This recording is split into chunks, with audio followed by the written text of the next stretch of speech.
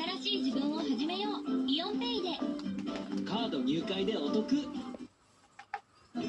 まざまな失敗から楽しく生きる術を学ぶ世界の大失敗スペシャル。一滴も入ってないよ。今夜6時30分。